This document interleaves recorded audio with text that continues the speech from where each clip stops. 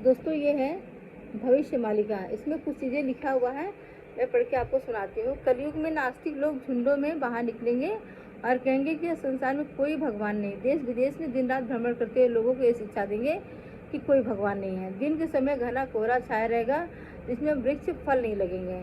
इंद्रदेव बहुत कम वर्षा करेंगे जिसके कारण प्राणियों के प्राणवायु उड़ जाएगा। फिर इंद्र विशेष रूप से एक ही बार अत्यधिक वर्षा करें जिससे पृथ्वी के विभिन्न भागों में समुद्र के समान जल से भर जाएंगे। फलतः संसार में फसलें नष्ट हो जाएंगी, प्राणी जड़ जर्जर असहाय हो जाएंगे। ओडिशा में एक बड़ा बांध निर्मित रहेगा जिसे समय आने पर शत्रु बल द्वारा तोड़ दिया जाएगा। उस कारण ओडिशा के 6 जिले जलमग्न हो जाएंगे और वहाँ से निकलने का कोई मार्ग किसी को नहीं मिलेगा। उस समय प्रभु श्री हरि अपने भक्तों को सुरक्षित बाहर निकालेंगे। हीराकुद नामक ग्राम के नाम पर जो बांध बनाया जाएगा वह टूट जाएगा, सब कुछ एक साथ जल में समा जाएगा। उस समय गंगा, बैतरणी, ब्राह्मणी नदियों का जल एक साथ उमड़ पड़ेगा। 7 समुद्रों का जल एकाकार होकर संगठित होगा और लोगों का संबल यानी कि आश्रय सुरक्षा बहा कर ले जाएगा। केवल महानदी के एक ऊंचा भूभाग शेष रह जाएगा जहाँ बालू चरों पर घोड़े के खुरों के चिन्ह दिखाई देंगे। उस समय नदियाँ और नाले जल रक्त रंजित दिखाई देंगे। योगिनियों की खा खा ध्वनि गूंजेगी। वैज्ञानिक यंत्र अचल निष्क्रिय हो जाएंगे, केवल हरि का चक्र घूमता रहेगा। ऐसा समय आएगा जब आधुनिक वैज्ञानिक यंत्र जैसे उपग्रह, कंप्यूटर, राडार, इंटरनेट, संचार उपकरण जो आज मानव के अभिमान का सहारा बन चुके हैं, सब अचानक से निष्क्रिय हो जाएंगे अर्थात काम करना बंद कर देंगे। महापुरुष अरक्षित दास अपने शिष्य रामचंद्र से कहते हैं, हे रामचंद्र, एक और बात ध्यान से सुनो। कलयुग में लुंगी पहनना लोगों का व्यवहारिक सार बन जाएगा। गले की माला तोड़कर लोग मुर्गी अंडे का व्यापार करेंगे। लोग गले में माला धारण नहीं करेंगे। यज्ञोपवीत जनेऊ को तोड़कर वे लोग स्वयं को ईसाई कहलवाएंगे। धर्म और धर्म का कोई विचार नहीं रहेगा। ये सब लोग काल के मुख में पड़कर मृत्यु को प्राप्त होंगे। महापुरुष अरक्षित दास अपने शिष्य रामदास से कहते हैं, हे रामदास सुनो, जब पृथ्वी पर 7 दिन और 7 रात घना अंधकार छा जाएगा तब स्त्रियों का गला फट जाएगा। वे उस रात्रि में स्वयं योगिनी रूप में विनाश करेंगी। और एक बात सुनो, कलयुग में पिता और पुत्र के बीच कलह उत्पन्न होगा। पिता और पुत्र एक दूसरे से मार काट करेंगे। ऐसी मारकाट पूरी दुनिया में दिखाई देगा। हे रामचंद्र, मेरे इन बात को सुनो। वह 7 रात्रियों का समय जब आएगा तब अंधकार इतना गहन होगा कि किसी को कुछ भी दिखाई नहीं देगा।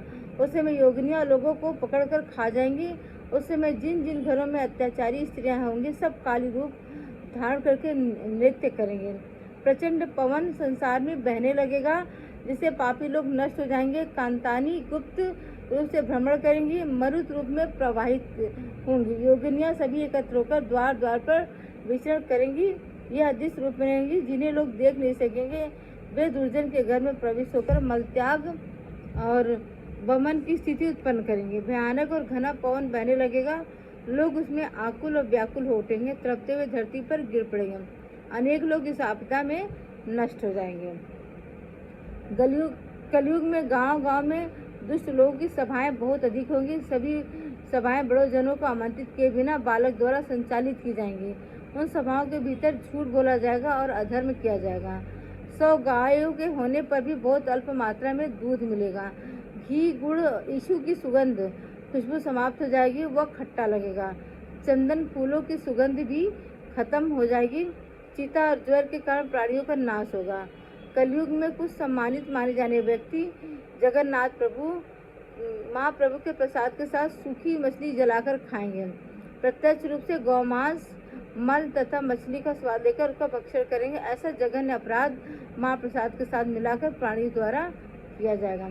कलयुग के अंतकाल में ऐसा समय आएगा जब आकाश से केवल जल पानी ही नहीं गिरेगा बल्कि उसके साथ कीचड़ और पंख और पत्थरों की भी वर्षा होगी। जब कलयुग अपनी चरम सीमा पर पहुंचेगा तब पृथ्वी दुख से बैठकर रोएगी। बार बार धरती कांपेगा अर्थात बार बार भूकंप आएंगे। भूकंप होंगे, लोग भयभीत हो उठेंगे, कई घर ध्वस्त हो जाएंगे, समुद्र की लहरें नगरों पर चढ़ जाएंगी। इन आपदाओं में असंख्य लोग मारे जाएंगे। शिव ज्वर और विष्णु ज्वर दोनों आकर मनुष्यों के शरीर में ग्रसित कर लेंगे। एक दिन के मध्य में उनके प्राण हर लेंगे। वैद्य जन भी उन्हें बचाने में असमर्थ रह जाएंगे। शिव जल भगवान शिव का अस्त्र है जो अत्यधिक गर्मी करेगा, जबकि विष्णु नारायण ज्वर भगवान विष्णु का अस्त्र जो अत्यधिक ठंड पैदा करेगा। पिता अपनी कन्या को बेचेंगे, विवाह के बदले में लेन देन का सौदा होगा। पूर्व में जितने भी नक्षत्र होंगे वे सारे नक्षत्र गोपनीय हो जाएंगे। आकाश के नक्षत्र मंच पर आकर 23 अंक में गिरेंगे, तत्पश्चात नए नक्षत्रों का उदय होगा। ध्रुव नक्षत्र अदृश्य हो जाएगा। कुल की स्त्रियां व्यभिचारिणी बन जाएंगी, वे अपना यौवन बेचकर पेट पालेंगी। लज्जा और संकोच की भावना समाप्त हो जाएगी। न जाति का भान रहेगा, न कुल का, और न ही धर्म का कोई अनुसरण करेगा। इंद्र देव रक्त की वर्षा करेंगे। रोग के रूप में पिशाचिनी आएंगी, प्राणियों के गुप्त रूप से डसेंगे। नासनूल अर्थात आंतों या शरीर की नली में उत्पन्न पीड़ा और रक्त संबंधी रोगों से घर घर फैलेगी, लोगों के भीतर पीड़ा पहुंचाएंगे। बादल भी धीरे धीरे टप टप करके वर्षा करेंगे। बिजली गिरने से मनुष्य मरेंगे। मनुष्य को घुमा रोग प्रकाशित होगा। लोग घर घर में पीड़ा से तड़प कर अपार संख्या में मरेंगे। गाय और मनुष्य छोटे हो जाएंगे। लोग भूख से विवश होकर कच्चा मांस खाएंगे। गायों को चरने के लिए तिड़ घास नहीं मिलेगा। घी का मूल्य अत्यंत महंगा होगा। बकरी और भेड़ा के समान छोटी हो जाएंगी। वे निश्चित वस्तुएं खाकर थोड़ा थोड़ा दूध देंगे। मांस मदिरा का सेवन करके लोग विविध प्रकार की वाम पूजा तांत्रिक उपासना करेंगे और उसमें लगे रहेंगे। महिमा लेखन भविष्यंत महापुरुष जगन्नाथ दास बोलते हैं, दूध शहद गुड़ कंद खट्टे लगेंगे।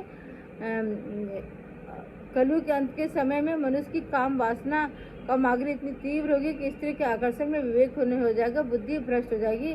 वह कर्तव्य धर्मों को भूलकर यहाँ तक अपने माता पिता जैसे पूजनीय संबंधों को भी मारेंगे। सभी लोग चंचल अस्थिर हो जाएंगे। कोई भी अपने माता पिता की सेवा नहीं करेगा। नारी पुरुष को पहचाना नहीं जा सकेगा। दूर से देखने पर दोनों एक समान प्रतीत होंगे। जब बहू गर्भ में ससुर वीर देगा, उसी दिन से महाविपत्ति पड़ेगी। कलयुग में जब नैतिकता पूरी तरह से नष्ट हो, तब कुछ घरों में कुछ ऐसी अपवित्र घटनाएं होंगी जहाँ रिश्तों की मर्यादा टूट जाएगी। जब एक ससुर अपनी बहू के घर में वीर डालने का जैसा अधर्म करेगा, तभी से समाज में महाविनाशकारी विपत्तियां उत्पन्न होंगी। कलयुग में जल जैसे मूलभूत संसाधन के लिए लोग आपस में झगड़ेंगे। वहीं दूसरी ओर कुछ स्थानों पर जल इतना अधिक हो जाएगा, बाढ़ सागर उठान आदि, वही जल विनाश का कारण बनेगा। सृष्टि का संतुलन बिगड़ जाएगा। किसी का भी शरीर शुद्ध नहीं रहेगा। शिशु हत्या भ्रूण हत्या संसार में फैल जाएगी। गो माता की दुख सुनो, जब वह वृद्ध हो जाएंगी तब ब्राह्मणों उसे पठानों के बीच भेज देंगे। गंगा नदी अपूज्य हो जाएगी। अपवित्र पदार्थ सभी नदी में गिरेंगे। देव नदी का प्रवाह सूख जाएगा। जल के लिए प्रजाजन व्याकुल हो जाएंगे। सभी नदियां अपूज्य हो जाएंगी और विनाशकारी पदार्थ सभी नदियों में गिरेंगे। तो दोस्तों ये सब है, बहुत ही विनाशकारी चीज़ें इसमें हैं। मैं पूरा नहीं पढ़ी हूँ, मैं थोड़ा थोड़ा पढ़ के मैं बता रही हूँ। तो इस तरह से आप समझ लीजिए कि कलयुग का प्रभाव कैसा है और कैसे होगा, और भविष्य में क्या, भविष्य मालिका का भी बहुत से प्रसंग है जो मैं आपको बताती जाऊंगी। तो इतना ही अगर मैं सुना दी हूँ। अगर आपको समझ में आए तो लाइक कमेंट कीजिएगा, ना समझ में आए तो कोई दिक्कत नहीं, डिसलाइक कर दीजिएगा। धन्यवाद।